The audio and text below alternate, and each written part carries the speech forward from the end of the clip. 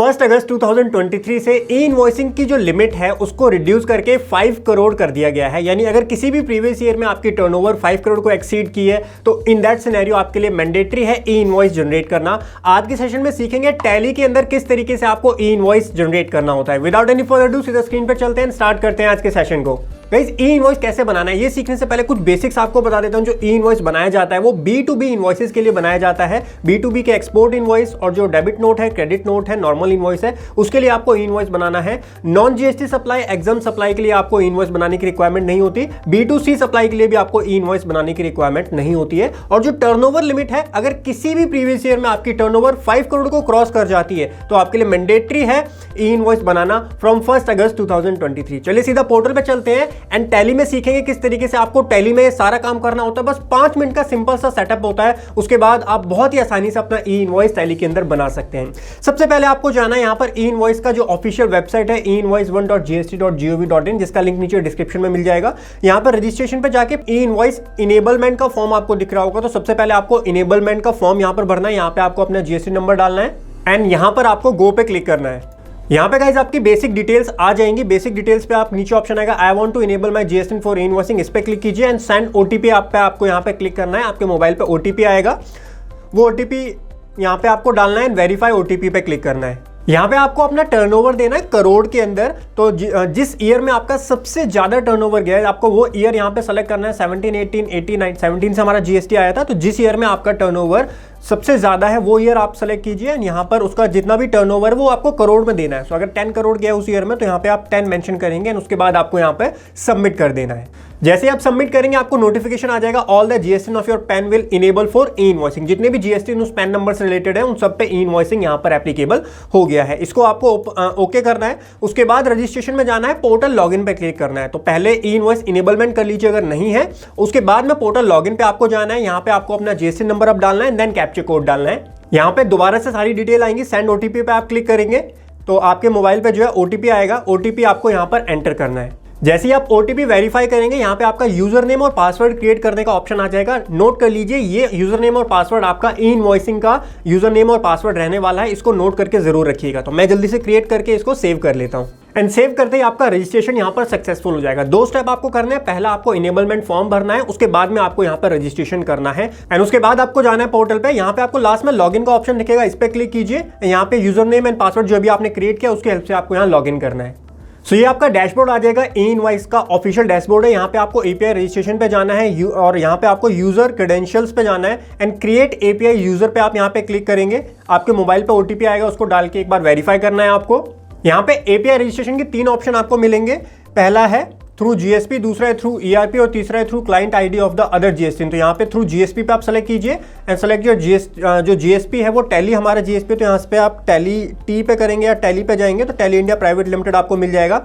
यहाँ पे आपको अपना यूजर नेम और पासवर्ड क्रिएट करना है। ये वाली एपीआई कीज यूजर नेम और पासवर्ड की नोट डाउन करके रख लीजिएगा, इंपॉर्टेंट है। सो गाइस, आ चुके हैं गेटवे ऑफ टैली पे। जल्दी से समझ लेते हैं किस तरीके से आपको यहाँ पर काम करना है, कैसे कॉन्फ़िगर करना है और कैसे ई इनवॉइस यहाँ पर टैली में बनाना है। 5 मिनट का काम होता है। सबसे पहले आपको कॉन्फ़िगर करना पड़ेगा। F11 में जाना है आपको यहाँ पर। उसके बाद टैक्सेशन में यस करना है। यहाँ पे आपको अपनी बेसिक डिटेल्स चेक करनी है। ई इनवॉइसिंग डिटेल्स नीचे आ रही होंगी, यहाँ पे यस कीजिएगा। एप्लीकेबल फॉर्म कब से एप्लीकेबल हुआ है आपके लिए, तो 1 अगस्त 23 से हमारा ये केस है। और कहाँ से bill invoice bill from place क्या है, दिल्ली, वो हमने यहाँ डाल दिया। ई वे बिल एप्लीकेबल, ई वे बिल अभी हम नो करते। ई वे बिल मैं आपको सेपरेट सेशन में बनाना सिखा दूंगा। इसको आप एक्सेप्ट कर दीजिए, ओके कर दीजिए। उसके बाद आप वाउचर पे जाइए। तो मैं आपको एक इनवॉइस बना के दिखाता हूँ। ई इनवॉइस आपको किस तरीके से टैली में बनाना है। पार्टी का नेम सेलेक्ट कीजिए। अगर पार्टी नहीं है ऑल्ट सी करके आप पार्टी का लेजर यहाँ से क्रिएट कर सकते हैं। आपकी पूरी डिटेल्स आ जाएगी पार्टी की। एक बार डिटेल्स चेक कर लीजिए। B2B इनवॉइस आपका होना चाहिए, उसी के लिए आप ई इनवॉइस बना पाएंगे। यहाँ पर इसको एक्सेप्ट कर दीजिए। सेल्स लेजर के अंदर हमारा सेल्स लेजर के अंदर ये एंट्री जाएगी। उसके बाद आप आइटम क्रिएट कर सकते हैं। अगर आइटम आपने अभी तक क्रिएट नहीं किया, ऑल्ट सी करके सिंपली यहाँ पे आप अपना आइटम क्रिएट कर सकते हैं। जीएसटी का रेट, एसएससी कोड या HSN कोड जो भी आपको देना है वो यहाँ से आप आइटम क्रिएट कर सकते हैं। हमने ऑलरेडी क्रिएट किया हुआ है तो उस आइटम को हम यहाँ सेलेक्ट कर लेते हैं। सो लेट्स सपोज 50,000 की हमने एक कंसल्टेंसी सर्विस दी है। इस आइटम की सारी डिटेल्स आ जाएंगी। इसको आप ऑल्ट ए करके एक्सेप्ट कर दीजिए, कंट्रोल ए करके। उसके बाद नीचे जाएंगे तो आपको जीएसटी यहाँ से देना पड़ेगा। जीएसटी के लेजर नहीं बनाए हैं तो सिंपली आप ऑल्ट सी करके यहाँ पर जीएसटी का लेजर बनाइए, उसको ड्यूटी एंड टैक्सेस में डालिए एंड जो रेट है वो यहाँ से स्पेसिफाई कर दीजिए। ऑटोमेटिकली आपका जीएसटी भी कैलकुलेट हो जाएगा। हमने ऑलरेडी बनाए हुए हैं, सो सेम स्टेट है तो सीजीएसटी आउटपुट लगेगा हमारा 9% 4500 एंड एसजीएसटी आउटपुट हमारा लगेगा 9% दैट इज 4500। उसके बाद आप एंटर करेंगे इनवॉइस आप बनाना चाहते हैं तो येस पे हम क्लिक करेंगे। बिल टू प्लेस और शिप टू प्लेस क्या है, बिल टू आपने कहाँ किया और शिप टू कहाँ होगा, तो ये दिल्ली टू दिल्ली सप्लाई हो रही है तो दिल्ली हमने दोनों जगह डाल दिया एंड इसको हमने एंटर कर दिया। उसके बाद आप एंटर करेंगे तो ये आपसे इनवॉइस की डिटेल्स कुछ पूछेगा, तो जिस तरीके से आप जो करना चाहते हैं इसको आप एक्सेप्ट कर दीजिए। उसके बाद में आप एंटर करेंगे, एक्सेप्ट का ऑप्शन आएगा, एक्सेप्ट कीजिए। जनरेट आप ई इनवॉइस करना चाहते हैं तो यहाँ पे यस कीजिए। सो यहाँ पर आपने जो एपीआई का आईडी और पासवर्ड बनाया था, जो एपीआई वाला मैंने आपको बोला था इसको सेव करके रखिएगा, वो एपीआई यहाँ पर आपको यूजर नेम डालना है, उसका पासवर्ड डालना है, एंटर करना है। लेकिन बहुत सारे लोग यहाँ पर भी मुझे पता है यूजर नेम अपना भूल गए होंगे, तो सर कैसे रिट्रीव करें कि यूजर नेम हमारा क्या है। तो आप ई इनवॉइस पोर्टल पे जाइए एंड यहाँ पे एपीआई रजिस्ट्रेशन पे दोबारा से जाइए। यहाँ पे आपको एक ऑप्शन मिल जाएगा यूजर क्रेडेंशियल्स का। यूजर क्रेडेंशियल्स पे जाएंगे और आपका लिस्ट ऑफ एपीआई यूजर आएगा, इस पे आप क्लिक कीजिए। यहाँ पे आपकी डिटेल आ जाएगी, यूजर आईडी, टाइप और रजिस्ट्रेशन। देखिए टैली में हमने रजिस्ट्रेशन किया, ये इसकी यूजर आईडी है, मैंने हाइड की हुई है, आपकी यहाँ पर आ रही होगी। इसको कॉपी करके यूजर आईडी पेस्ट कर लीजिए। पासवर्ड तो ध्यान होना चाहिए, देखो पासवर्ड अगर ध्यान नहीं है तो ये उसके नीचे ऑप्शन आ रहा था पासवर्ड चेंज करने का, तो वो पासवर्ड आप यहाँ से चेंज कर सकते हैं। चलिए तो यूपीआई यूजर आईडी और पासवर्ड डाल देते हैं अपने एपीआई का एंड जैसे ही आप यूजर आईडी पासवर्ड डालेंगे और आपका जनरेशन में जाएगा ई इनवॉइस और E invoice generated successfully, the detail are updated in the transaction. अगर कोई एरर आती है तो यहाँ पे आपको एरर का मैसेज शो करेगा। उस एरर को कैसे ठीक करना है पहले आप ई इनवॉइस देख लो, इसको आप एंटर करोगे।